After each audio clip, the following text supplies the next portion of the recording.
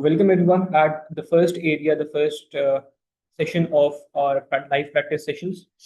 Mainly हमारा topic है test of controls. Section A में प्रीवियस अटेम्प्ट्स में काफी स्टूडेंट को इशू आ रहे थे, तो स्पेसिफिकली पहला सेशन सेक्शन ए पे रखा है। अब सेक्शन ए करने का सबसे आसान तरीका, सबसे बेनिफिशियल तरीका जो कि हमने ट्राई किया, टेस्ट किया, एग्जामिनर भी गाइड करता है कि आपने पहले क्वेश्चन रीड करना है। ठीक है, पहले आपने क्वेश्चन रीड करना है। अगर पैसेज लेंथी है तो पैसेज अगर छोटा है तो पैसेज को क्विकली गो थ्रू देना है। अगर पैसेज लंबा आ रहा है आपके सामने, बहुत ज्यादा लेंथी है, तो सबसे पहले क्या करो, अपने आप जो है क्वेश्चंस को एक दफा गो थ्रू करो, क्वेश्चंस में मांगा क्या जा रहा है, ताकि आपको दिमाग में आइडिया हो कि यार कौन से एरिया पर टारगेट करना है। ड्राफ्टिंग क्वेश्चंस में हमेशा हमेशा आपने क्या करना है, पहले क्वेश्चन को रीड करना है, उसके बाद अपने पैसेज के ऊपर जाना है। लेकिन एमसीक्यूज के अंदर आप जो है पैसेज छोटा सा होता है तो रीड कर सकते हो उसको। अब इसके अंदर एलिमिनेशन मेथड का इस्तेमाल करेंगे। हमेशा जब भी आपने एमसीक्यू सॉल्व करना है ना, एलिमिनेशन मेथड इस्तेमाल करना है, क्योंकि एलिमिनेशन मेथड ही आपका जो मेथड होगा जिसके थ्रू आपको तकरीबन 90% करेक्ट आंसर मिल जाएंगे। बहुत सारी सिचुएशन में ऐसा होता है, कॉमनली सब लोगों को लगता है कि यार ये जो आंसर हमें हमने सारे आंसर सही लग रहे हैं या सारे आंसर गलत हैं। तो इस सिचुएशन के अंदर एलिमिनेशन मेथड इस्तेमाल करो। सबसे ज़्यादा गलत जो लग रहा है उसको आप कैंसिल आउट करते जाओ, या सबसे ज़्यादा सही जो लग रहा है उसको आप सेफ जोन में रखो, लेकिन बाकी सारे ऑप्शन एक दफ़ा रीड जरूर करो, ताकि आपको आइडिया हो जाए कि यार हाँ यार यहाँ पर इसमें ये डेफिशिएंसी, इसमें ये गलती है। अब बहुत सारे लोग करते हैं क्या है, बहुत सारे लोग हमारे पास दिलबाज होते हैं, पहले दो तीन वर्ड पढ़ते हैं, बोलते हैं हाँ यार ये चीज़ कंप्लीट, और उसको आप करेक्ट मार्क कर दो तो। लेकिन भाई जब आपके पास टेस्ट ऑफ कंट्रोल की बात आती है, डेफिशिएंसी की बात आती है, या फिर कंट्रोल रिकमेंडेशन की बात आती है, बहुत सारी जगहों पे ऐसा होता है कि वो आपका आंसर इनकम्प्लीट होता है, या वो पूरी कहानी नहीं बता रहा होता है। वो एमसीक्यू जो है, वो आंसर जो है, वो पूरा सेंटेंस, एक पूरी कम्युनिकेशन नहीं दे रहा होता। ठीक है, तो जब तक वो पूरी कम्युनिकेशन नहीं देगा वो करेक्ट आंसर नहीं होगा। एग्जामिनर करता है कि आपका आधा अधूरा इनकम्प्लीट एमसीक्यू देता है, आप लोग उसे जल्दी मार्क कर देते हैं, आप लोग मार्क्स लूज कर जाते हैं। तो एमसीक्यू पूरा पढ़ो और उसको एक दफा सारे ऑप्शंस एक दफा ऐसे जरूर करो, ताकि आइडिया हो कि हाँ यार जो हमने किया है वो क्यों सही है, ये पता होना चाहिए आपको। टाइमिंग का बहुत ज्यादा इशू इसके अंदर आता नहीं है आपके पास। तो हम अभी बस ये है कि अभी बेसिकली सारे एमसीक्यूज पे एक दफा फोकस करेंगे, ताकि हमें आइडिया हो कि यार कौन सा एमसीक्यू गलत है और क्यों गलत है, और कौन सा सही है तो क्यों सही है। तो स्टार्ट कर दें। सबसे पहले इसको एक पैसेज तो गो थ्रू कर लेते हैं। पैसेज में आपको बोला जा रहा है, you are auditor of Lizzy and को reviewing the extract of sales and dispatch systems. थोड़ा सा जूम इन कर लेते हैं तो it is more clear to you guys.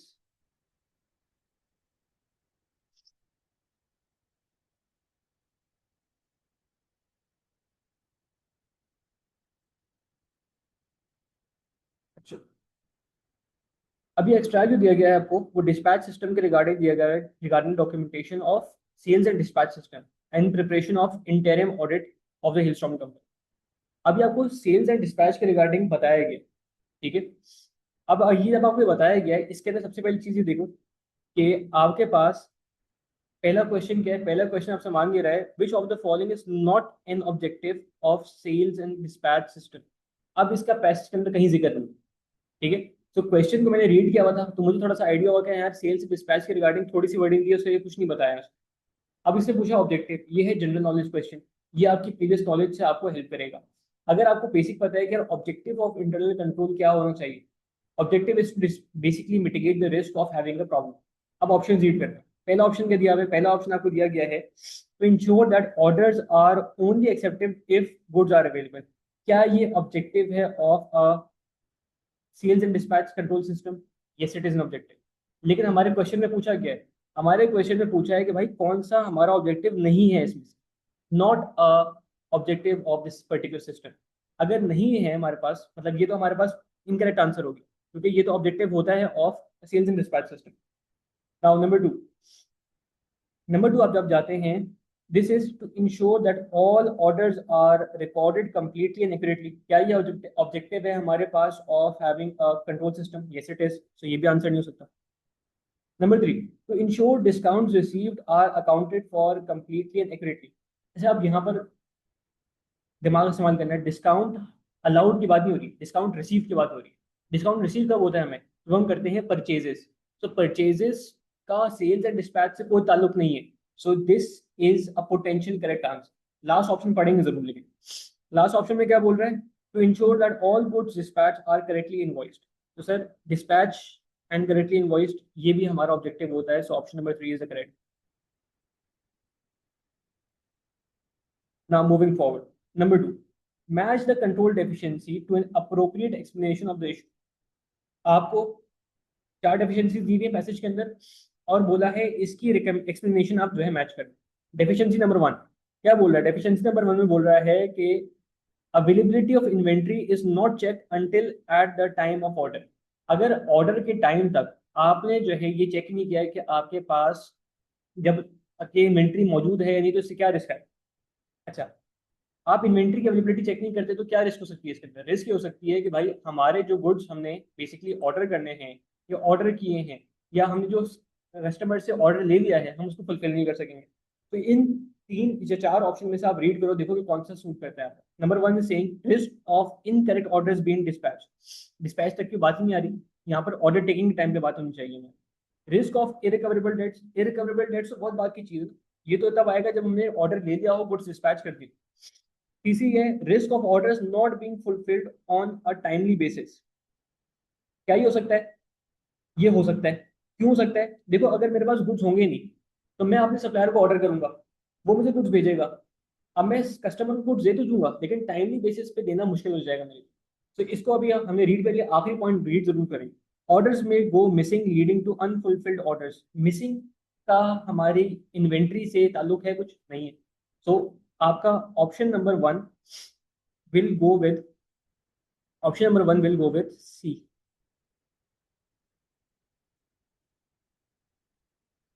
Option number 1 will go with C. So you have to make sure that you mark it accordingly.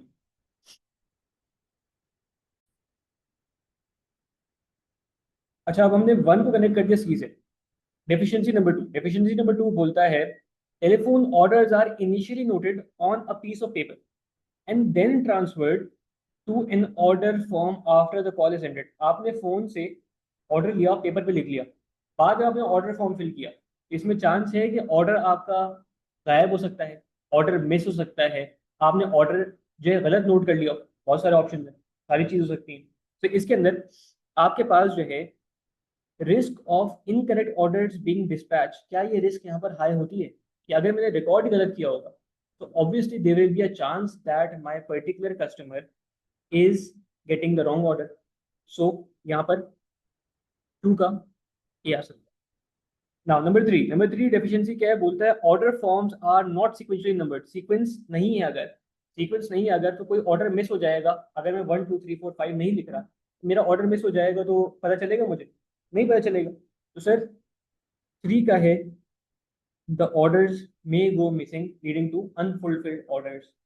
और number 4 deficiency क्या है? Number 4 deficiency बोलता है the online ordering system allows customer to place order which exceed the credit limit. अगर मैं customer को बोल रहा हूँ कि यार आप ऑर्डर प्लेस कर दो, क्रेडिट लिमिट एक्सीड कर जाए, मसला नहीं है, तो सर फिर आपका ऑब्जेक्टिव क्या हुआ of basically giving order? Objective आपका जीरो हो जाता है यहाँ पर. सो क्रेडिट लिमिट सेट करने का ऑब्जेक्टिव जब जीरो हो जाएगा तो it's will lead to deficiency number B. ठीक है जी, बढ़ते हैं आगे. Now which of the followings are appropriate recommendation to address the credit limit system deficiency. अब एक दफा पैसेज को गो थ्रू करते हैं, कुछ उसमें बताया हुआ है आपने. पैसेज में बताया है Hailstorm manufactures snacks as a potato which is supplied large and small food. Hailstorm has experienced significant growth over recent years. Response to this growth, internal audit department improved controls, environment company, etc., etc. Senior management has concerns about the effectiveness of control company systems of dispatch and sales. Internal audit department perform review of the systems. Any deficiency identified are reported to the finance director. अब अगर थोड़ा सा हट के बात करें ना यहाँ से, एक चीज यहाँ पे बहुत गलत हो रही है कि डेफिशिएंसी जो भी आइडेंटिफाई हो रही है वो रिपोर्ट किसको कर रहे हैं? फाइनेंस डायरेक्टर को कर रहे हैं. यार ये तो नहीं होना चाहिए. फाइनेंस डायरेक्टर को अगर आप रिपोर्ट करोगे डेफिशिएंसी है, क्या फाइनेंस डायरेक्टर एग्जीक्यूटिव पार्टी है? बिल्कुल है. So if he is an executive party, if he is an executive party, will he have the opportunity to basically capitalize on that loophole? He can. So report किसको करना चाहिए? BOD को report करना चाहिए अगर आपकी सिग्निफिकेंट डेफिशिएंसीज है. या आप इंटरनल ऑडिट डिपार्टमेंट को रिपोर्ट करो या आप अपनी एक स्पेसिफिक डिपार्टमेंट जो कि रिस्क मैनेजमेंट पे काम करिए उसको रिपोर्ट करो. Will report the findings back to the board of directors. So finance director उसको रिपोर्ट करेगा बीओडी को. फाइनेंस डायरेक्टर के थ्रू नहीं जाना चाहिए, डायरेक्ट जाना चाहिए. Recommendation for the improvements are also provided. तो अब यहाँ पर हमें डेफिशिएंसी की रिकमेंडेशन वगैरह कुछ नहीं बताई गई है, आपने खुद निकालना। तकरीबन ये क्वेश्चन जो है आपकी नॉलेज बेस पर है। अगर आपने अच्छा पीछे से पढ़ा होगा, कंट्रोल डेफिशिएंसी पता होंगी आपको किस तरह होती है, क्या होती है, क्या ऑब्जेक्टिव होता है, it will be easier for you to answer this question. चलिए आते हैं 83 में। Which two of the following are appropriate recommendations to address the credit limit system deficiency? Credit limit की सिस्टम डेफिशिएंसी क्या थी कि भाई हम ऑर्डर करने दे रहे हैं हमारे कस्टमर को अबव देयर क्रेडिट लिमिट। अब क्या कर सकते हैं इसमें? दो डेफिशिएंसी की रिकमेंडेशन बता। नंबर वन क्या है भाई, इसमें आपको बोला गया है credit limit should be reviewed by responsible official on regular basis and amended appropriately. क्या ये हमारी डेफिशिएंसी को मिटिगेट कर सकता है? अब देखो, जब अगर आपको डेफिशिएंसी मिटिगेट करनी हो ना, उसके तरीका होता है। तरीका क्या होता है? देखो, डेफिशिएंसी आइडेंटिफाई कर लिया आपने। अब आप देखो कि आपका जो कंट्रोल होगा उसका ऑब्जेक्टिव क्या होना चाहिए। अगर मुझे कंट्रोल लगाना है ऑन क्रेडिट लिमिट सिस्टम्स, तो मेरा ऑब्जेक्टिव क्या होना चाहिए? क्रेडिट लिमिट फॉलो हो, अपडेट हो, चेक हो, ताकि मेरे पास ऐसा कोई बंदा ना आए जो क्रेडिट वर्दी ना हो, हम उसको गुड्स दे दें, या कोई ऐसा बंदा ना आ जाए जिसको हमें देना चाहिए तो गुड्स हमने नहीं दिया। तो अगर ऐसी सिचुएशन आती है तो भाई अगर सीनियर रिव्यू कर लेगा एक दफा उसको, तो फिर यहाँ पर उसकी जो प्रॉब्लम्स हैं वो आइडेंटिफाई हो सकती है। तो objective is basically set a credit limit according to the person and update it regularly so that we are able to identify the correct person and give business to the person who will pay us back. So अब इस पहली deficiency की recommendation को पढ़ने के बाद क्या हमारा ऑब्जेक्टिव फुलफिल हो रहा है? बिल्कुल हो रहा है। तो we can mark it correct as well. अब आ जाए नंबर 2 पे। Sales order clerk should be allowed to use discretion to raise the credit limits to avoid losing revenue. अब क्रेडिट लिमिट तो यहाँ पर ही रेज कर सकता है, ठीक है, हमारी क्रेडिट लिमिट की थोड़ी बहुत प्रॉब्लम जो है कम हो जाएगी, लेकिन इससे एक नई प्रॉब्लम क्रिएट हो जाएगी। प्रॉब्लम क्या क्रिएट होगी? प्रॉब्लम ये क्रिएट होगी कि भाई क्लर्क जो है क्या वो एक्सपीरियंस बंदा है?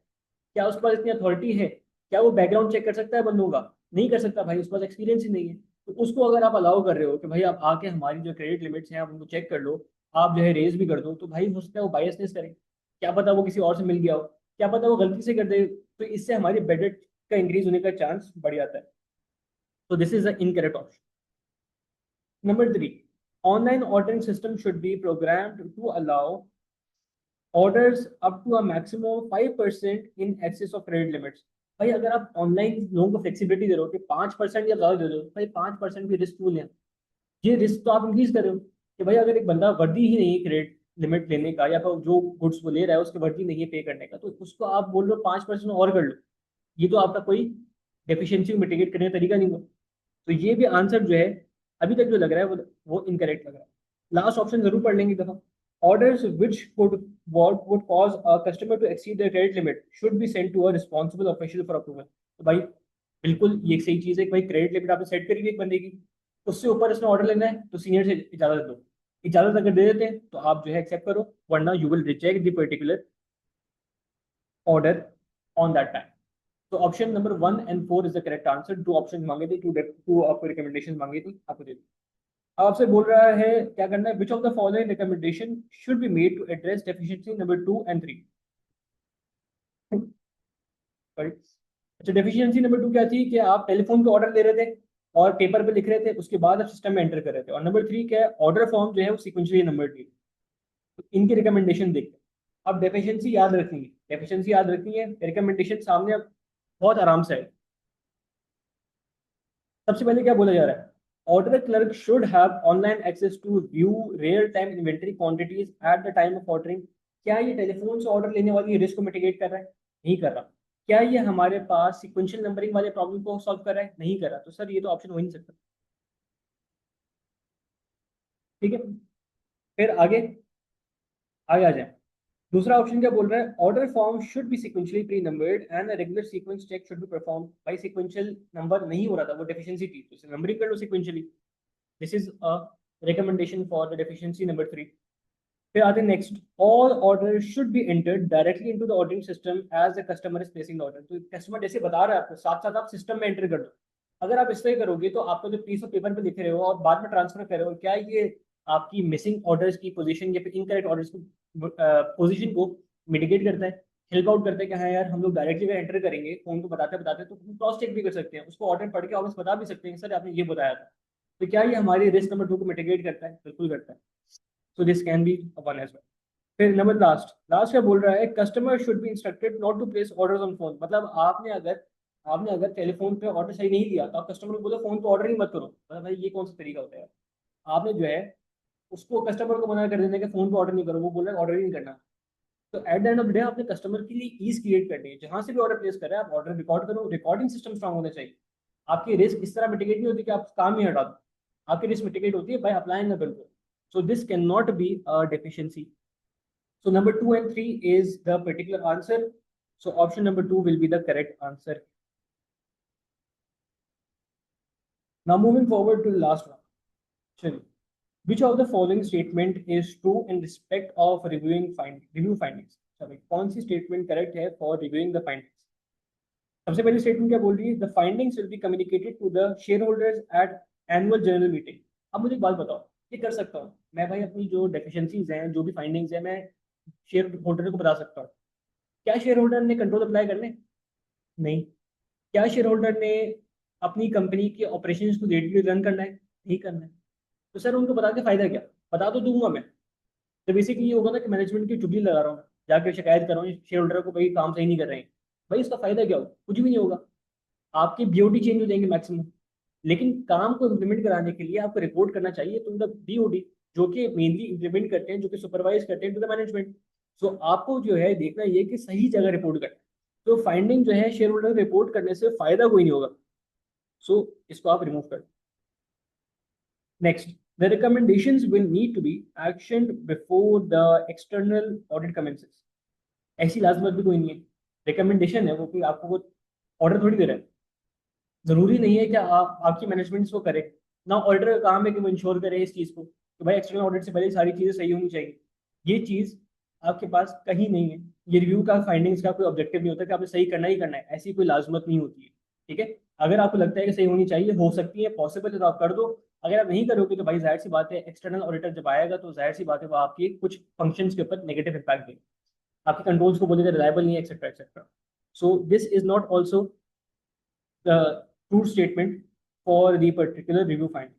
Findings should be reported directly to the BOT rather than the finance director. बिल्कुल, फाइनेंस डायरेक्टर को अगर हम बता देंगे, जैसे मैंने पहले थोड़ी देर बात करी थी कि अगर फाइनेंस डायरेक्टर को बताओगे आप, तो भाई वो तो है जाकर डायरेक्टली अपने लूप होल्स का आइडेंटिफाई करेगा और उससे फायदा उठाएगा, या फिर वो बीओटी को बताएगा। इसकी गारंटी है कोई नहीं? फर्स्ट हैंड इन्फॉर्मेशन दो ना, डायरेक्टली बताओ बीओटी को rather than going to the finance director. This is possibly correct answer. लेकिन लास्ट ऑप्शन पढ़े बगैर मार्क नहीं करेंगे। लास्ट ऑप्शन क्या बोलता है, finding should be discussed with the external auditor before being communicated to the finance director. क्यों communicate करें विद द एक्सटर्नल ऑडिटर? मतलब आप अपने एक्सटर्नल ऑडिटर को अपनी डेफिशिएंसीज बता रहे हो कि भाई ये डेफिशिएंसीज है कंपनी के अंदर। मैं कंपनी को नहीं बताऊंगा, मैं कंपनी से बेहतर नहीं कर पाऊंगा, लेकिन मैं डायरेक्टली आपसे डिस्कस कर रहा हूँ। भाई आपने पहले कंपनी के अंदर डिस्कस करो, बीओटी को बताओ तो सही कि ये मसले हैं, ये हल होने चाहिए। आपका जो बाहर का एक्सटर्नल ऑडिटर आ रहा है वो तो बाहर की पार्टी है। आप उसको ये बताओ कि भाई मेरे पास डेफिशिएंसी थी, इसकी रिकमेंडेशन थी, मैंने बीओटी को दी, वो रेक्टिफाई हो गई, आप चेक कर लो उसकी, चेक करवा सकते हैं उसे। लेकिन डायरेक्टली अपनी कमजोरी उसको क्यों बताएंगे? सो this will not also work. So option number 3 is the correct option that we can see. So with this we have completed the first question and I hope कि सबको questions clear होंगे। अब मैं recording pause कर रहा हूँ। For anyone having any type of question regarding any of the areas that I'll be giving you 2 minutes, आपके जो भी questions आप chat box में drop करें। Okay now passage number 2, passage number 2 same internal controls के लिए, test of controls के लिए है, इसलिए दफा गो थ्रू कर लेते हैं। अब इसमें बोला क्या गया है कि जुलाई 2005 है, Shroom company is the company that we are dealing with. ये मैन्युफैक्चरर है of vegetarian food including ready meals and plant based sausages etcetera etcetera. Basic information दे दी है। The company has grown significantly, last 5 साल में इनका revenue increase हुआ है by 50%। It's year end 31st 2005। You work in the internal audit department, company which performs periodic reviews of internal controls। मतलब एक साल, हर साल में एक दफा इंटरनल कंट्रोल्स को रिव्यू करता है, रिस्क असेसमेंट कर रहा है और कंपनी की परफॉर्मेंस को इवेलुएट कर रहा है, फ्रॉड इन्वेस्टिगेशन वगैरह सब कुछ कर रहा है। अब यहाँ पर हुआ है कि the following areas has been reviewed by the internal audit team in last 3 years। एक साल इसने नॉन करंट एसेट रेवेन्यू देखा है, एक साल परचेज पेरोल देखा है, इन्वेंटरी कैश को एक साल देखा है। मतलब ये कि इन्वेंटरी कैश को चेक किए गए 2 साल हो चुके हैं, अभी तक उसने वापस चेक नहीं किया है। ये एक प्रॉब्लम हो सकती है आपके लिए, क्योंकि देखो अगर आप एक चीज को 2 साल में छोड़ दोगे तो जाहिर है टाइम इवॉल्व्स, डेफिशिएंसी क्रिएट्स हुए, डेफिशिएंसी क्रिएट होंगे, रिस्क क्रिएट होंगे, तो जाहिर सी बात है आप उसको रिव्यू ही नहीं कर रहे हो। so it will create a problem for you in the long run. So you are reviewing the internal controls over non-current assets and asset expenditure of the company, which were last reviewed in 2002. So आप 3 साल बाद उसको review करो तो अब आपने बहुत ध्यान से रिव्यू करना चाहिए. अच्छा, आपको क्या, you have been provided with the following information regarding the non current asset cycle. शुरू प्रिपेयर करता है 5 year asset expenditure budget which is updated annually by the asset expenditure committee. 5 साल का बजट है, हर साल अपडेट हो रहा है. Company has 3 members. Each year, the head of department meets the committee to discuss asset requirements for the budget period. All the assets purchased must be included in the budget, except in exceptional circumstances for which the contingency funds are assigned.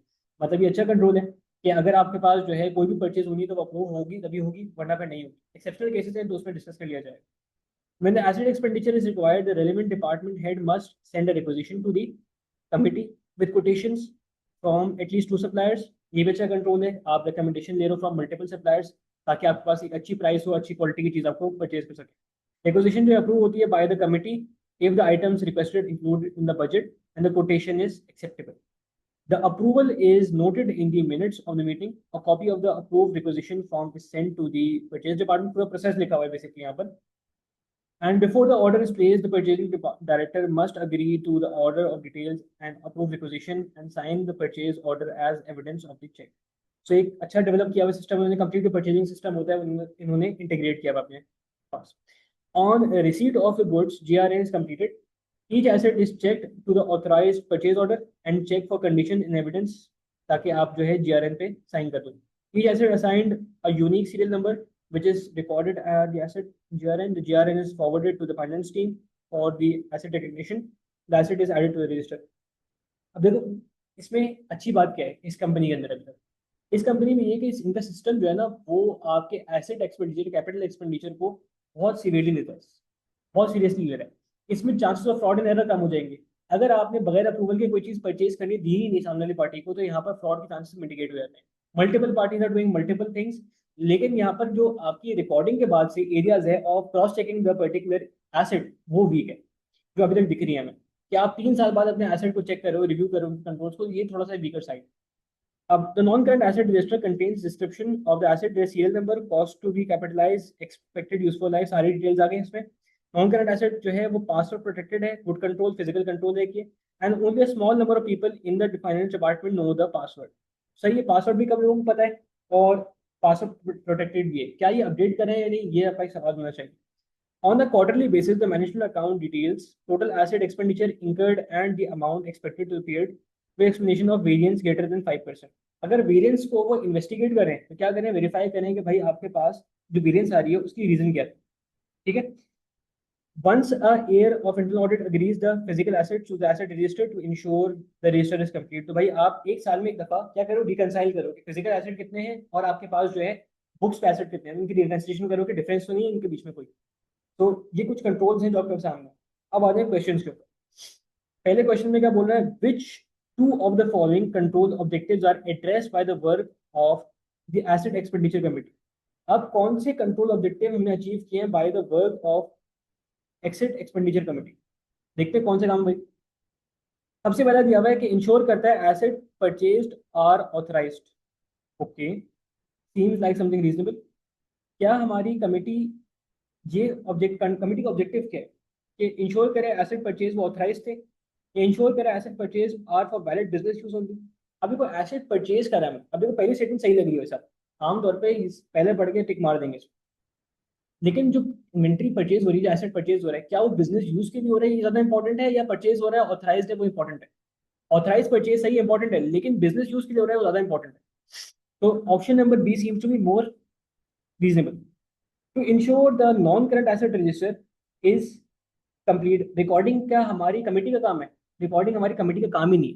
Committee क्या करती है, decision लेती है to basically approve और authorise. So asset register is complete, ये चीज हमारी committee का काम नहीं होता. Ensure asset purchase represent value for money. अब वो क्या काम कर रहे हैं, वो काम क्या कर रहे हैं, वो बोल रहे हैं कि भाई जो हमारा अप्रूव एसेट था उसकी वो क्या कर रहे हैं, उसकी देख रहे हैं क्या वो हमारे पास 2 सप्लायर से कोटेशन दिया आपने और क्या वो बेस्ट प्राइस में मिल रहा है नहीं मिल रहा है. तो वैल्यू फॉर मनी चेक कर रहे हैं वो, बिल्कुल कर रहे हैं. तो they are doing something like. To ensure all assets purchased are given a unique serial number. Serial number देना बीओटी हमारे कमेटी का काम है? नहीं, काम। अच्छा जी, अब देखो यहाँ पर आपने क्या किया, एलिमिनेशन मेथड से दो तो उड़ा दिए, बचे तीन ऑप्शन। अब तीन में से देखना है which one are the most appropriate once.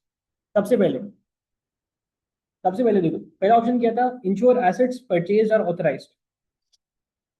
Authorisation की परचेज जो है, परचेज की जो ऑथराइजेशन, वो कौन चेक करे? वो हमारी कमेटी चेक करेगी या बाद वाले लोग चेक करेंगे? कमेटी करेगी, बाद वाले चेक करेंगे, इस पे सोचना है। तो ensure assets purchase are for valid business use. तो जब बंदा अप्रूव कर रहा होगा तो वो नहीं से देखेगा ना कि यार बिजनेस यूज के लिए है या नहीं। जिस बंदे ने अपनी एसेट को परचेज करने की अप्रूवल देनी है, वही सोचेगा ना कि यार बिजनेस यूज के लिए है या नहीं। तो पहला ऑप्शन तो ये करेक्ट हो जाता है, क्योंकि ऑथराइजेशन का प्रोसेस है। थर्ड ऑप्शन क्या है, to ensure assets purchase represent value for money. जो एसेट परचेज कर रहे हो वैल्यू फॉर मनी है, तो ये क्या, ये हमारा डिसीजन हमारी कमेटी लेगी कि हमारी वैल्यू फॉर मनी है या नहीं। क्या वो इनवॉइसेस चेक कर रहे हैं? बिल्कुल कर रहे हैं। वो सारी चीजें चेक कर रहे हैं कि क्या हमारे लिए फ्रूटफुल है ये परचेज या नहीं, तभी हम ऑथराइज करेंगे, वरना ऑथराइज नहीं करेंगे। So option number one seems to be weak, option number two and four seems to be a stronger option for us. That is why we going to choose that. अब अगर यहाँ पर हमारे भाई बहन जो हैं डायरेक्टली इसमें आप घुस जाते हैं, इसमें आप जंप कर जाते हो कि यार हमने जो डायरेक्टली बस पहला ऑप्शन पढ़ा टिक मार दिया, तो यहाँ पर गलत हो जाएगा। ठीक है, क्योंकि आपने देखना है बेस्ट यूज क्या है, किस लेवल पर है, किस लेवल पर है। अगर आपने इंश्योर करना है कि जो चीज परचेज करी ऑथराइज करे, वो ऑथराइजेशन वाला बंदा चेक, ऑथराइजेशन होने के बाद चेक करना है। परचेज जो हुई है वो ऑथराइज थी या नहीं थी, वो परचेज होने के बाद आप चेक करोगे ना। तो वो तो आपकी कमेटी ने ऑथराइज करना है, ऑथराइजेशन स्टेज के पहले डिसीजन होंगे वो हमारी कमेटी देख रही होगी। अब आते हैं नंबर टू पे।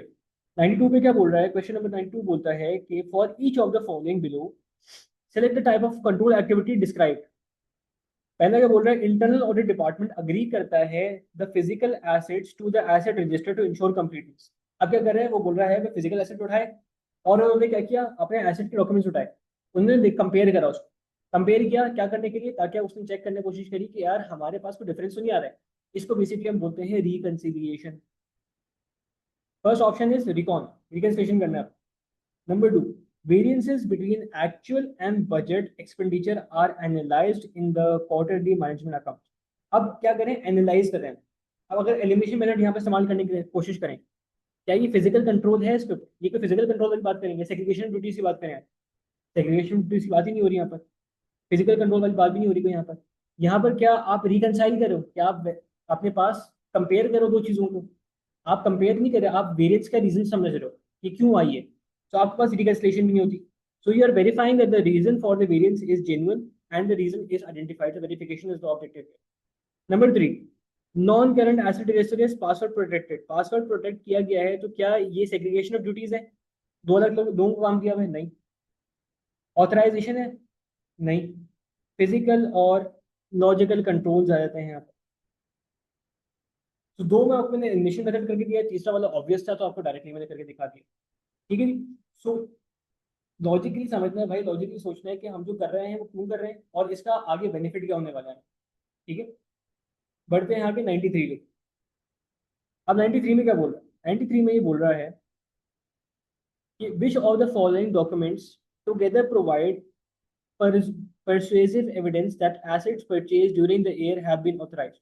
अच्छा, कौन से ऐसे डॉक्यूमेंट्स हैं जो एविडेंस दे रहे हैं कि भाई वो हमें बता सकें कि हमने जो है बेसिकली अपने गुड्स को ऑथराइज करवाया था, जो परचेज करिए ऑथराइज करवाया था। अब चारों ऑप्शन पढ़ लें, क्या बोल रहा है भाई, requisition, request of orders, order, good receive note, non current asset register, या minutes of asset expenditure committee meeting. Obvious वाला क्या है, अगर एक परचेज ऑथराइज हुई होगी तो कहाँ पे हुई होगी, बोर्ड की मीटिंग में हुई होगी। तो अगर मिनट्स ऑफ मीटिंग उठा लूंगा तो मैं वेरीफाई कर सकता हूँ? बिल्कुल हो गया सर। सबसे पहले तो आप क्या करें, इसको टिक मार्क करें। ठीक है जी। अब आ जाए दूसरी चीज, गुड्स मेरे पास आ गए हैं, तो वो कहीं से एविडेंस दे रहा है आपको कि यार ये जो एसेट है ऑथराइज हुआ होगा? नहीं। तो गुड रिसीव नोट का तो यहाँ पर काम ही नहीं बनता है। मतलब गुड्स रिसीव हो गए ना मुझे, अगर मुझे गुड्स रिसीव हुए हैं और मैं बोल रहा हूँ कि यार हाँ ये गुड्स रिसीव हो गए हैं मुझे, तो इससे ऑथराइजेशन को ताल्लुक है? क्या पता अनऑथराइज गुड्स हो, वो हमने परचेज कर लिया हो तो हमारे पास आ गए होंगे। चांसेस तो है ना, करा सकते हैं। तो यहाँ पर ही आपके पास एक वीक एविडेंस होगा, परवेजिव या परसुएसिव एविडेंस नहीं होगा। अब non current asset register, non current asset register के अंदर एसेट रिकग्नाइज रिकॉर्डेड है, तो क्या ये हमें बता रहा है कि भाई हमारा एसेट जो है वो ऑथराइज था? नहीं, ये भी नहीं बता रहा। अच्छा जी, बचे दो ऑप्शन। अब वैसे तो ऑब्वियसली आंसर है, लेकिन क्यों है? रिक्वेजिशन क्या है? Requisition request from the department कि हमने ये चीज परचेज करनी है। अगर रिक्वेजिशन आएगी तो रिक्वेजिशन पे क्या हमारा जो कमिटी है, कमिटी मीटिंग वाले स्टैंप मारेंगे नहीं मारेंगे कि यार हाँ ये चीज आपकी अप्रूव्ड है? करेंगे नहीं करेंगे? करेंगे बिल्कुल। So this will give an evidence that this was authorised. और ऑर्डर, अगर ऑर्डर प्लेस हो रहा है तो ऑर्डर प्लेस होने से पहले रिक्वेजिशन की बेस के ऊपर परचेज ऑर्डर आपका इशू होता है। तो रिक्वेजिशन की बेस के ऊपर अगर परचेज ऑर्डर आपका इशू हो रहा है, so the order will also give me an evidence of the particular purchase being made. So 1, 2 and 5 का ऑप्शन कौन सा है? ऑप्शन नंबर 4 है। ठीक हो गया, चलते हैं आगे। 94 एंड 95, इसमें क्या बोल रहा है? इसमें बोल रहा है which of the following is not not, question ध्यान से बनना है, not a test of control the external auditor of Shroom company में perform relation on pen asset. अब देखो, एक्सटर्नल ऑडिटर क्या कर सकते हैं? सब्सटैंशियल प्रोसीजर कर सकता है और टेस्ट ऑफ कंट्रोल कर सकता है, दोनों चीजें कर सकता है। अब दोनों में से आपने आइडेंटिफाई करना है कि यहाँ पे सब्सटैंशियल प्रोसीजर कौन सा है। बेसिकली आइडिया है यहाँ पे, इस सवाल का आइडिया क्या है? आपने आइडेंटिफाई करना है सब्सटैंशियल प्रोसीजर कौन सा है।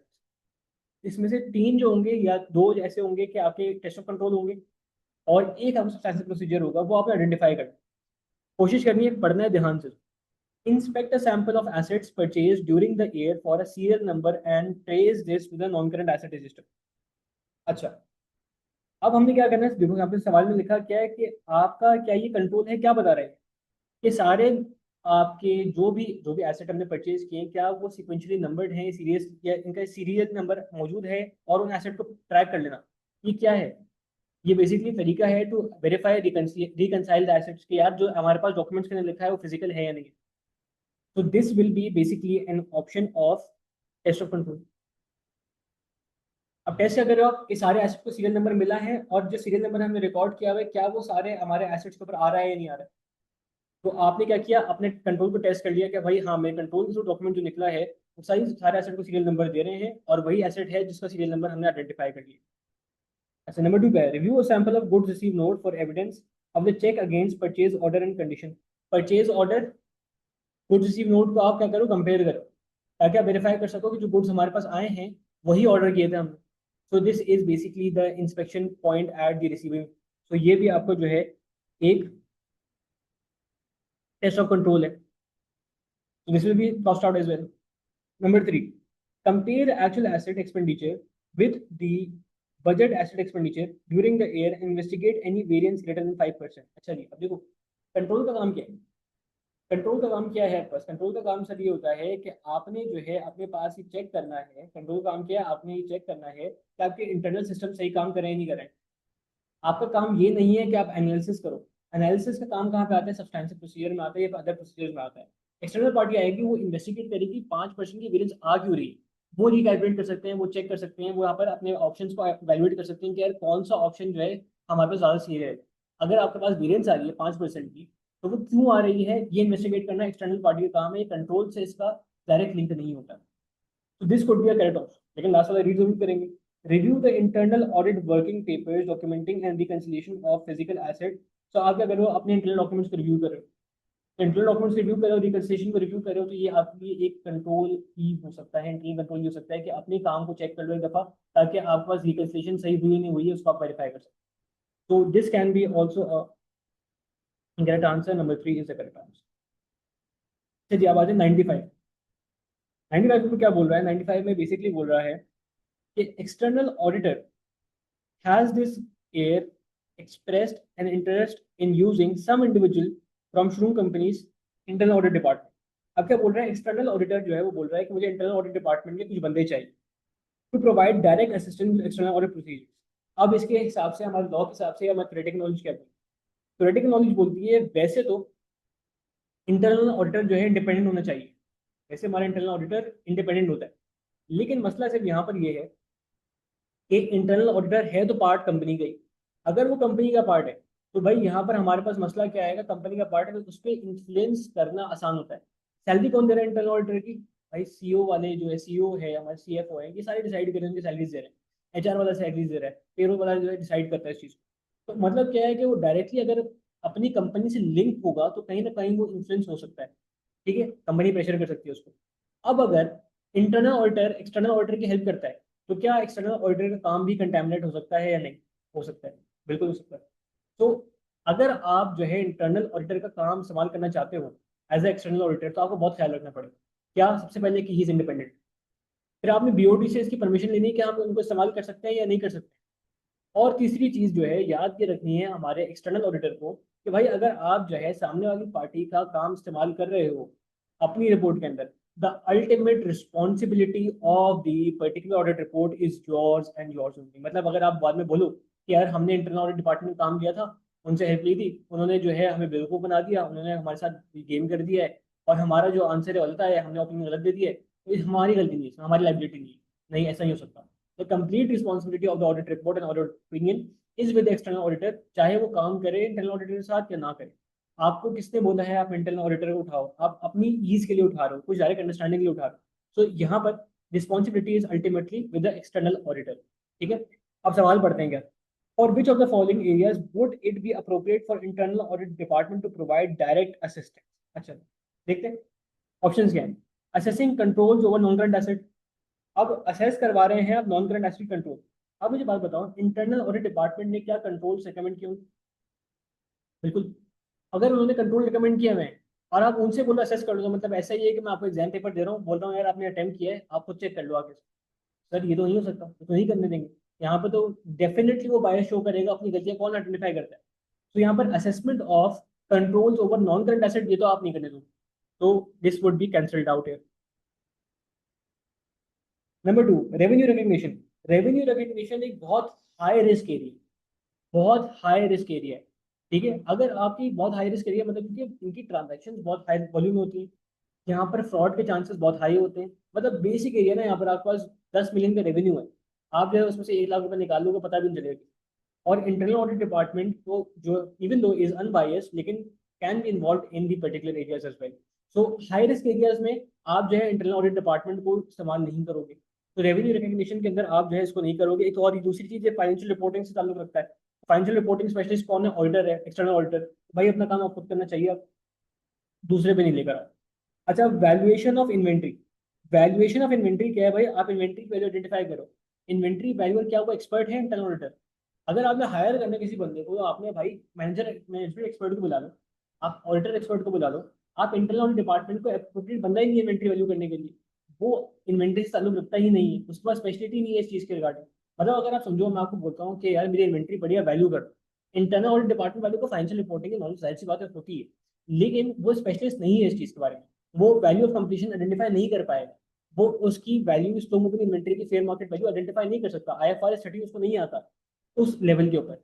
या तो आप एक्सटर्नल वैल्यू को बुला लो, भाई जो बंदा इंडिपेंडेंट बेसिस पे इस वैल्यू के आपकी जो है इन्वेंट्री वैल्यू कर सके। या आप खुद चेक करो कि स्लो मूविंग इन्वेंट्री क्या है, या फिर हमारे पास फास्ट मूविंग इन्वेंट्री क्या है। यहाँ पर IS2 के तहत हमारे पास लोअर ऑफ कॉस्ट या NRV, इस पर क्या रिकॉर्ड करना चाहिए, ये चीजें आपको आइडेंटिफाई करनी। You are the expert of financial reporting, not the internal auditor. So यहाँ पर वैल्यूएशन का काम उससे आप नहीं कराओ। ठीक है, तो ये भी आउट हो जाता है। अब लास्ट बचा performing cash count. Cash count करने में कोई टेक्निकल स्किल चाहिए? पैसे गिनती कर दो भाई। क्या हमारे पास इंटरनल ऑडिटर के पास कोई ऐसी चीज होती है कि यार वो कैश काउंट को इन्फ्लुएंस कर सकते? भाई सामने बैठ के गिनना है सर, तो गिनने के लिए कोई स्पेशल रिस्पॉन्सिबिलिटी नहीं होती है। Cash even though is volatile thing, लेकिन अपने अपनी सुपरविजन के अंदर कैश काउंट करवा लिया, and you can verify it, compare it with the records, तो ये चीज आप करवा सकते हैं। अब यहाँ पर ये है कि ना फाइनेंशियल रिपोर्टिंग इन्वॉल्व है, ना फिर आपके पास directly the work of the auditor involve है, ना फिर आपके पास सेल्फ रिव्यू थ्रेट आएगी यहाँ पर। तो यहाँ पर आपके पास लीस्ट अप्रोप्रिएट ऑप्शन है, लीस्ट अप्रोप्रिएट सिचुएशन है जहाँ पर आप जो है यहाँ पर दे सकते हो, उसको मार्जिन दे सकते हो, यार आ जाओ आप यहाँ पर आके आप काम कर सकते हो। बाकी सारी एरियाज के अंदर बहुत सारी सिग्निफिकेंट जजमेंट्स इन्वॉल्व है, बहुत सारी सिग्निफिकेंट फाइनेंशियल रिपोर्टिंग इन्वॉल्व है, बहुत सारी रिस्क इन्वॉल्व है, तो वहां पर आप उनको इस्तेमाल नहीं करोगे। So option number 4 will be the option that we will be choosing here in situation. ठीक है जी। तो इसके बाद दूसरा क्वेश्चन भी हमारा कंप्लीट होता है, और अब हम वही सिमिलर तरीके से रिकॉर्डिंग पॉज करेंगे, and will be seeing if anyone has any question.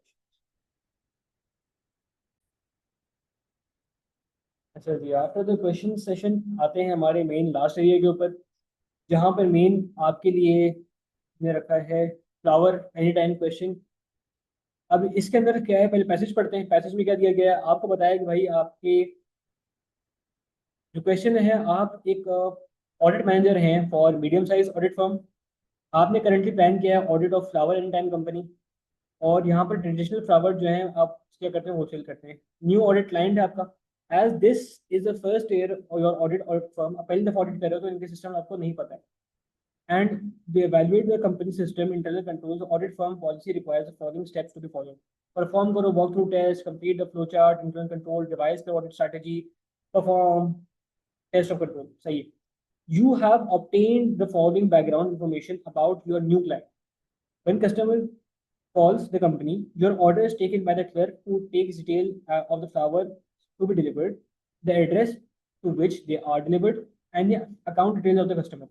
The clerk input these details into the computer system while the order is being taken. तो मतलब जो अभी आपने देखा पिछले क्वेश्चन में एक रिस्क आई थी हमारे पास, यहाँ पर वो ऑटोमेटिकली मिटिगेट हुई है, तो ये रिस्क नहीं, इसको पढ़कर खुश नहीं हो जाइए।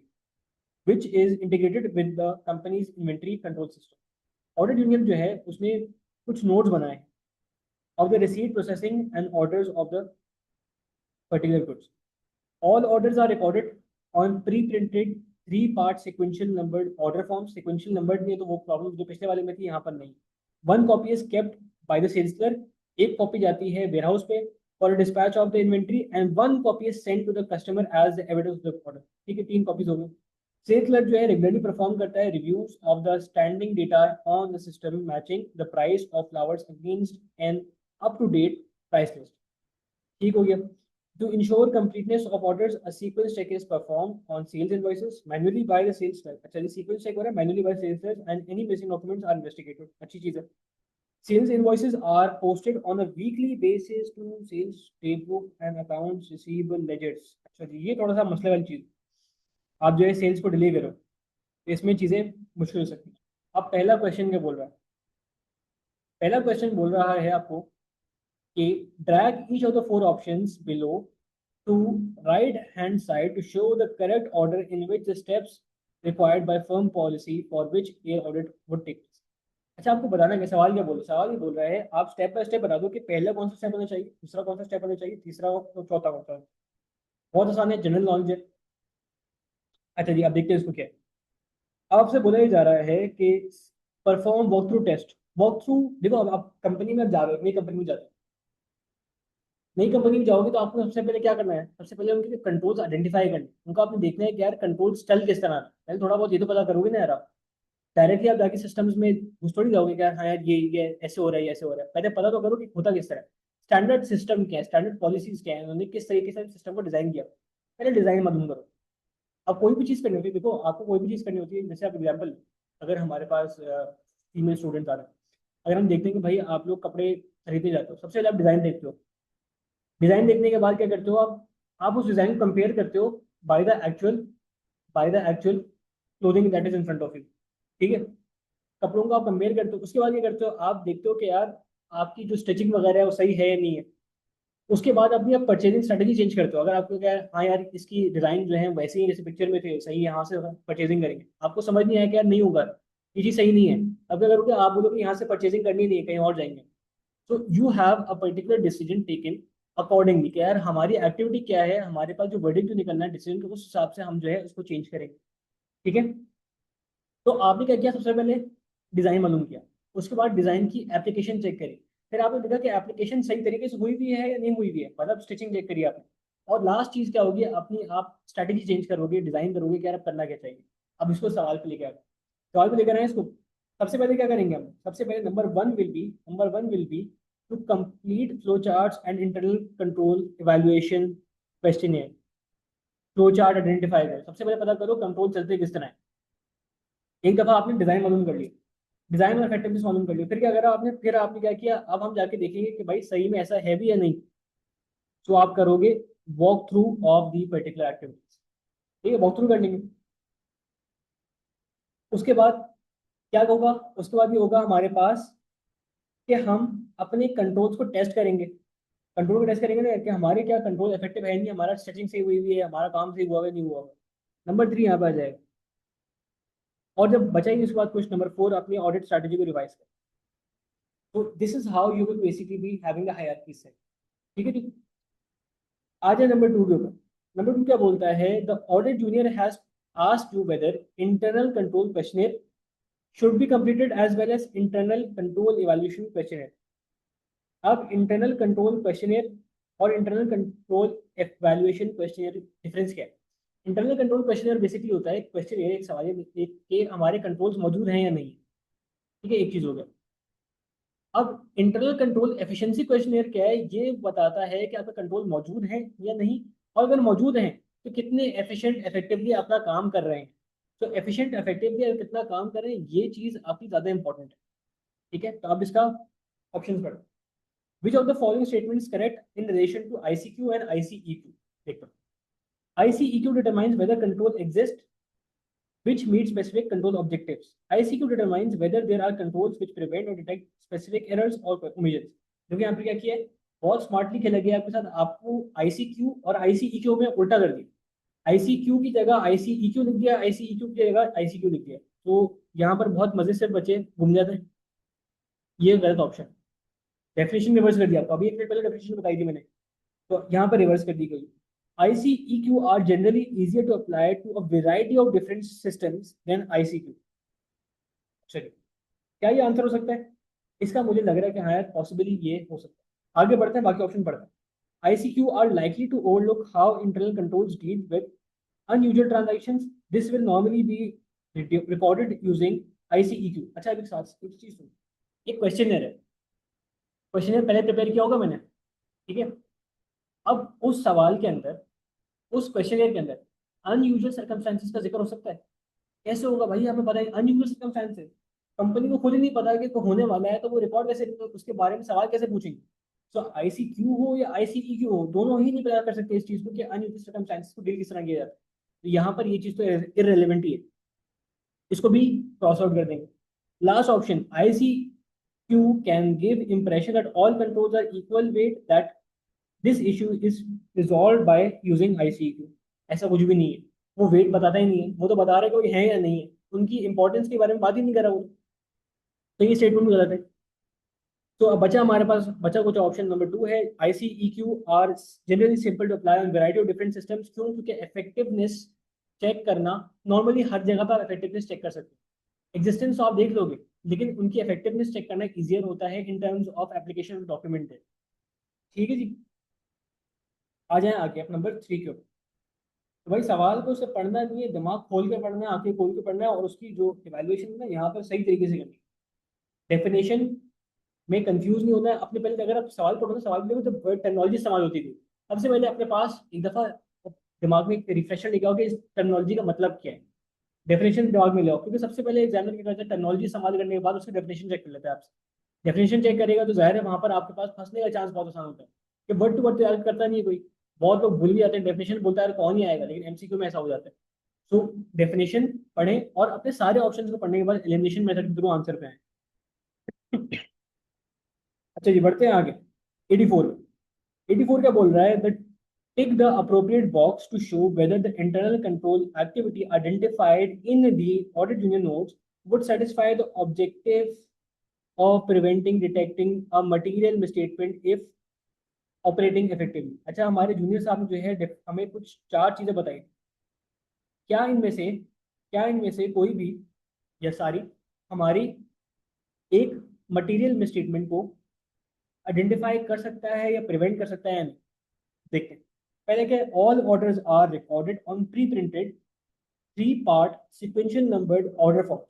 One copy is sent to the sales clerk, one copy is forwarded to the warehouse, one is dispatched, and one copy is sent to the customer as evidence। अब क्या ये हमारे पास कोई मटेरियल मिसस्टेटमेंट आइडेंटिफाई कर सकता है? Material misstatement क्या होती है? मटेरियल मिसस्टेटमेंट है अमाउंट उन्होंने लिख दिया, अमाउंट उन्होंने लिख दिया, अमाउंट आपने क्वांटिटी कर लिख दी, आपने जो है एक बड़ा अमाउंट या बड़ी मिस्टेक यहाँ पर हो सकती है। यहाँ पर जब आप एक डॉक्यूमेंट क्रिएट करके 3 लोगों को भेज रहे हो, मटेरियल स्टेटमेंट से ताल्लुक नहीं बनता। This won't be a particular option, no. Number 2, sales clerk regularly performs review of the standing data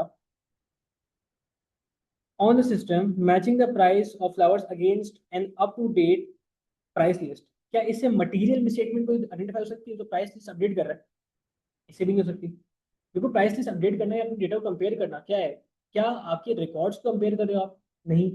records को आप जो है एक्चुअल क्या होना चाहिए तो उससे कंपेयर करो? नहीं। आप क्या करो यहाँ पर, आप देख रहे हो कि भाई प्राइस लिस्ट आई थी हमारे पास अपडेटेड, उससे अपने रिकॉर्ड्स में अपनी जो लिस्ट है उसको आप क्रॉस चेक करो।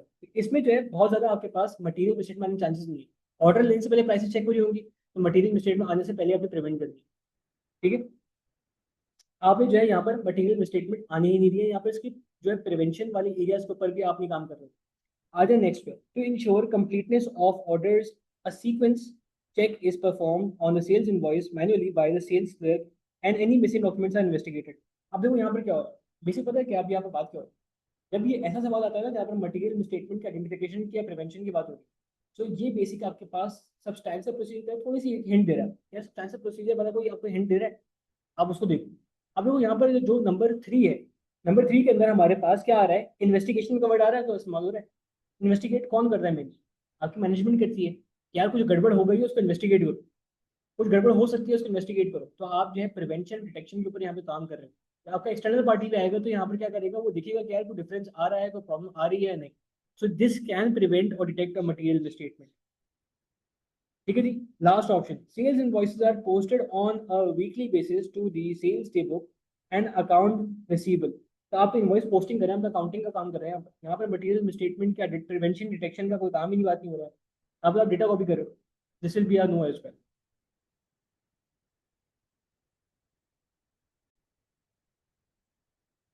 अच्छा, अब कॉमन सवाल आ रहा होगा सबके दिमाग में कि सर ये जो हम प्रॉब्लम्स देख रहे हैं जिनको आपने नो किया हुआ है, ये कब ऐसी पोजीशन लेके आते हैं, ये कब ऐसी सिचुएशन लेके आते हैं जहां पर ये prevention and detection of material mistreatments when effective operated के अंदर फॉल कर सकते हैं। अब नंबर 1 पढ़ो, नंबर 1 के अंदर क्या हो रहा है आपके पास? आपके पास प्री प्रिंटेड शीट्स है 3 पार्ट्स में। एक कॉपी जा रही है सेल्स क्लर्क को, एक कॉपी जा रही है वेयर हाउस को, एक कॉपी जा रही है आपकी इन्वेंट्री कस्टमर को, सॉरी, एक डिस्पैच पे जा रही है, एक कस्टमर को जा रही है, एक आपके पास जा रही है in the particular area of the sales clerk. अभी को अब यहाँ पे हो गया है, अगर हम एक कॉपी और बनाते हैं यहाँ पर, जो कि आती फाइनेंस डिपार्टमेंट के पास, जो कि वहां जानी चाहिए थी।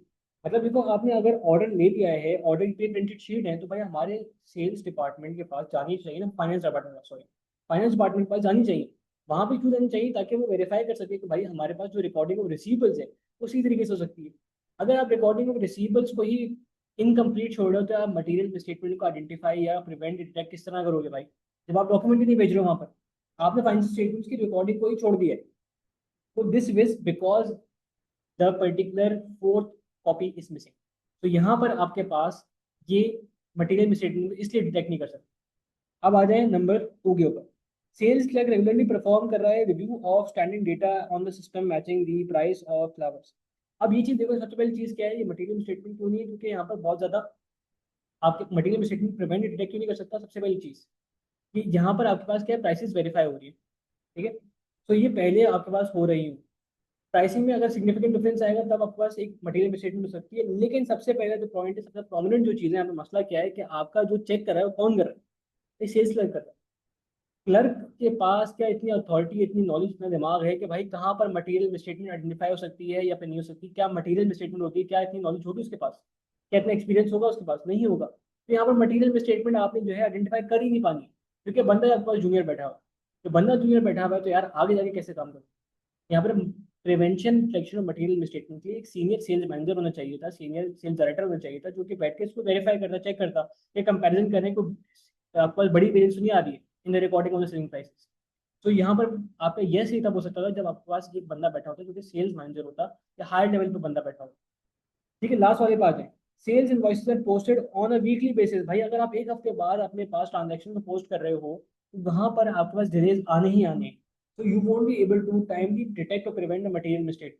अगर ये ऑटोमेटिकली जारी होती तो this would have been a good control, when it would have directly prevented और detected any material misstatements because the data is updated regularly. अब अगर आप एक हफ्ते बाद कर रहे हो तो आपके सेल्स तो हो गए, डॉक्यूमेंट्स सब हो गए, सब कुछ हो गया, पेमेंट रिसीव कर लिया आपने, तब आपके पास जो है चांसेस ऑफ डिटेक्टिंग और प्रिवेंटिंग मटेरियल मिसस्टेटमेंट नहीं होती। तो ये बेसिकली वीक कंट्रोल्स हैं। जब वीक कंट्रोल्स होते हैं तो आपकी detection prevention of material misstatements कम हो जाती है। ठीक है। So I believe that everyone is clear regarding logical understanding of this question. बढ़ते हैं अगले वाले। अब इसमें क्या बोल रहा है, you instruct the audit junior to confirm whether the post is open by one or more than one individual. अच्छा, over which of the following internal control objective would this provide assurance. अच्छा, आपने क्या check करा है कि भाई आपने audit junior को भेजा है तो भाई एक पोस्ट जो है वो एक से ज्यादा लोग खोल सकते हैं या नहीं। ठीक है, अब आपने देखना क्या ऑप्शन क्या है, over which of the following internal control objective would this provide assurance? Cash receipts are not misappropriated. All cash receipts that occurred are recorded. अच्छा, मुझे बात बताओ, अब आप क्या करने के वाले हो? करने के वाले हो आपके, आपने जो है यहाँ पर देखना है कि एक से ज्यादा बंदा क्या यहाँ पर घुस सकता है या नहीं घुस सकता है इस एरिया के अंदर, या इस चीज को चेक कर सकता है या नहीं कर सकता है, या एक, या आपके पास जो है एक बंदे से ज्यादा यहाँ पर जा रहा है नहीं जा रहा है, या इस ट्रांजेक्शन को व्यू कर रहा है नहीं कर रहा है। बेसिकली आपका देखना चाह रहे हो कि यार क्या एक ही बंदे के पास सारी रिस्पॉन्सिबिलिटी है। अगर एक बंदे से ज्यादा चेक कर रहा है एक चीज को तो सर मतलब क्या है, आपके पास एक एक क्या है, बेनिफिट है। क्या बेनिफिट है, एक बंदे से ज्यादा अगर आके आप चेक कर रहा है वहाँ पे आप सेग्रीगेशन ड्यूटीज आए, misappropriation of funds assets कम हो जाता है, फ्रॉड के चांसेस कम हो जाते हैं। तो ये कौन सा ऐसे एरिया है जहां पर एक से ज्यादा लोग होने चाहिए। अब देखते हैं, cash receipts are not misappropriated. अगर हमारे पास एक से ज्यादा बंदा एक जगह पे काम कर रहा होगा, so does this mitigate the risk of cash appropriation? Yes, it does. एक ऑप्शन दिया होगा हमारे पास, आगे बहुत सारी पढ़ते हैं। All cash receipts that occurred are recorded. अब रिकॉर्डिंग से, रिकॉर्डिंग जो है एक से ज्यादा लोग कर रहे होंगे, सो इससे हमारे पास कोई रिस्क मिटिगेट होगी। एक से ज्यादा लोग होंगे अगर रिकॉर्डिंग कर रहे होंगे तो रिस्क मिटिगेट होगी इससे। इतना ज्यादा कोई इसमें रिस्क वाला फैक्टर हमें आइडेंटिफाई नहीं हो रहा है। ठीक है, यहाँ पर हमने जो है किसी किस्म की अश्योरेंस नहीं देखी है, सिंपली ऑन रिकॉर्डिंग और एक्यूरेसी। अगर आप जाकर डॉक्यूमेंट चेक कर रहे होते तो मैं बोलता हाँ ठीक है रिकॉर्डिंग की बात करें, आप तो सिर्फ देख रहे हो कि एक से ज्यादा लोग जा सकते हैं, चेक कर सकते हैं इस चीज को या फिर नहीं। तीसरा option, cash receipts are recorded at the correct amount in ledger. क्या रिकॉर्डिंग चेक कर रहे हैं हम यहाँ पर? नहीं, हम रिकॉर्डिंग चेक ही नहीं कर रहे हैं। हम यहाँ पे ये चेक नहीं कर रहे कि भाई आपने रिकॉर्ड सही करा है या नहीं किया है। हमने देखना है कि एक से ज्यादा लोग क्या इस इंडिविजुअल ग्राउंड के अंदर काम कर रहे हैं। ठीक है, number 4, cash receipts are posted to the correct receivable accounts and to the general ledger. फिर पोस्टिंग की बात आ गई। पोस्टिंग के अंदर भाई आपके पास जो है यहाँ पर एक से ज्यादा लोग हों या ना हो उससे कोई फर्क नहीं पड़ने वाला। तो बेसिकली आपने अगर एक से ज्यादा लोगों को देखना है, सेग्रीगेशन ड्यूटीज क्रिएट करनी है, so basically you are focusing on the risk of misappropriation of the funds. Misappropriation of the funds को देखना है, that is a risk that we want to mitigate by seeing if segregation duties होंगी तो miss appropriation of funds होने के chances कम हो जाते हैं। So option will be A, number 1 होगा। ठीक है, अब आते हैं लास्ट क्वेश्चन के ऊपर। लास्ट क्वेश्चन क्या बोल रहा है, during the course of the audit the audit team identified numerous deficiencies in the internal control relating to sales system. The amounts exposed to the deficiencies were high. The amounts exposed है, अगर amount high है और deficiencies ज़्यादा है, and you have concluded that it is likely that the deficiencies would result in a material mistake in the final state. A deficiency was also identified in the purchase system, but further investigation showed that this could be a minor issue, isolated issue. मतलब आपने एक और जगह पे एक risk identify करी लेकिन जो छोटी प्रॉब्लम निकली है वो आइसोलेटेड इशू है, मतलब कि वो एक ही जगह पे इम्पैक्ट डाल दिया, कहीं और नहीं जा रहा। Which of the following statements is correct regarding a deficiency which must be included in the report to the management? अच्छा, अब रिपोर्ट टू द मैनेजमेंट और रिपोर्ट टू टीसीडब्ल्यूजी, पहले इसका जो है रिपोर्ट के दो पार्ट्स होते हैं। अब आपने आईएसओ 265 कम्युनिकेशन विद टीसीडब्ल्यूजी में इसके बारे में रेफरेंस दी गई है। पहली चीज क्या है हमारे पास, पहली चीज ये है कि आपने देखना है कि डेफिशिएंसी सिग्निफिकेंट है या नहीं। ठीक है, डेफिशिएंसी सिग्निफिकेंट है या नहीं। अगर डेफिशिएंसी सिग्निफिकेंट है, अगर डेफिशिएंसी सिग्निफिकेंट है तो आपने टीसीडब्ल्यूजी को कम्युनिकेट करना है टू द लेटर। लेटर क्या है, दो पार्ट्स में होता है, एक होता है हमारा कवर लेटर, एक होता है हमारे पास उसके अपेंडिक्स। अब देखो यहाँ पर बात क्या हो रही है, यहाँ पर बात ये हो रही है कि which of the deficiencies are to be included into report to the manager.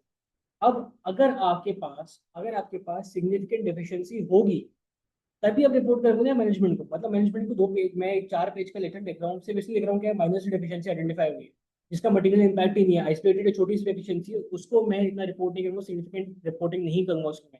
मैं उसको जो डेफिशिएंसीज इन सिग्निफिकेंट मैटर्स होंगे जिनका इंपैक्ट हाई होगा, जिसकी likeliness of bringing a risk of fraud और एरर हाई होगा, मैं उसको रिपोर्ट करूँ and it will reported to the management and the TCWG both. ठीक है। रिपोर्टिंग का तरीका क्या होगा, पहला लेटर, आप लेटर के कवर लेटर के अंदर आप लिखोगे कि भाई जो हमने अभी तक इंटरनल कंट्रोल टेस्ट किए हैं उनकी बेसिस के ऊपर ये रिकॉर्ड निकला है और उनकी बेसिस के ऊपर आपको बता रहे हैं। अगर हम फर्दर टेस्टिंग करते हैं तो हमारे पास और डेफिशिएंसीज आने के तरीके निकल जाते हैं, और डेफिशिएंसीज आइडेंटिफाई हो जाते हैं।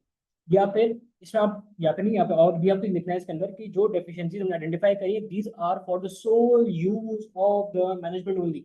अगर आप ये रिपोर्ट किसी और बंदे को देते हो और उससे उसका बेनिफिट नुकसान होता है तो उसकी जिम्मेदारी हमारी नहीं होगी। This is not to be disclose to any other third parties. ठीक है, ये आपके कवर लेटर में आया था। फिर आपके पास जो आपके अपेंडिक्स आएगी, अपेंडिक्स के अंदर आपने बेसिकली दो तीन चीज लिखनी है। पहले रिस्क आइडेंटिफाइड, इम्पैक्ट और significance of the risk, explanation of the risk basically, और how this risk is recommended, या रिकमेंडेशन आपने क्या दी है इस रिस्क को मिटिगेट करने। तो अब सबसे पहली चीज यहाँ पे देखो कि रिस्क हाई आ कहाँ रही है, क्या परचेजिंग डिपार्टमेंट में आ रही है, सेल्स डिपार्टमेंट में आ रही है? भाई सेल्स में आ रही है। तो मतलब एक चीज हमारी थोड़ी सी क्लियर हो गई, सिंप्लीफाइड हो गई कि सेल्स वाली चीजों को रिपोर्ट करना है, परचेजिंग वालों को इतना ज्यादा हम इंपॉर्टेंस नहीं देंगे। सो रीड करते हैं ऑप्शन। सबसे पहले ऑप्शन क्या बोल रहा है, the deficiency identified in sales system only. अच्छा जी, क्या ये सही बोल रहा है? बिल्कुल चांस यही है कि ये आंसर हमारा करेक्ट हो, लेकिन बाकी ऑप्शन एकदम रीड जरूर करते हैं। Deficiencies identified in purchase system only, भाई सिर्फ परचेज सिस्टम को रिपोर्ट नहीं करें। परचेज सिस्टम तो है ही इनसिग्निफिकेंट, छोटा सा एरिया है, उसको थोड़ी हम रिपोर्ट करेंगे, क्रॉस आउट करें। Deficiency identified in sales and purchase system both. अब अभी हमने अभी बात करी सिर्फ सिग्निफिकेंट एरियाज को कवर करेंगे, तो सर परचेज सिग्निफिकेंट है नहीं तो उसको रिपोर्ट नहीं करेंगे।